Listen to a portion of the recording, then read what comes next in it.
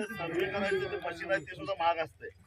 ते एकदा फोडलं की मग कळलं पूर्ण तालुक्यात आपल्या शेतकऱ्यांनी सगळं जाळून फोडून टाकलंय सगळं. बघू काय करतात ते, परभणी जिल्हा बघूया तर काय.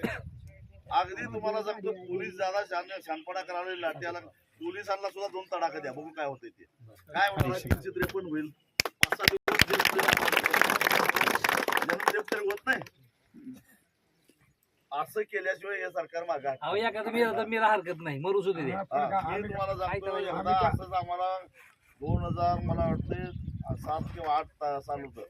असंच आम्हाला आमच्या कारखान्याच्या जनरल मीटिंग मध्ये आमची मी आमदार होतो त्यावेळी, माझं डोकं फोडलं, 9 टाके पडले त्या डोक्याला. असं एवढा पोलिसांनी हे केलं होतं. पण नंतर जे काय शेतकरी गोळा झाले, पोलीस अक्षरशः 400 पोलीस होते पण पळून गेले. त्यांच्या काट्या, त्यांच्या जाळ्या, त्यांचं हेल्मेट आमच्याकडे होतं आणि पोलीस तसंच पळून गेले होते. कारण कारखान्याच्या भोवतीनं होता ऊस, शेतकरी बसले ऊसात, पोलीस रस्त्यावर. असुरराजे नरकाळच्या पुढे रस्त्यावर बसते. शेतकरी काय करणार,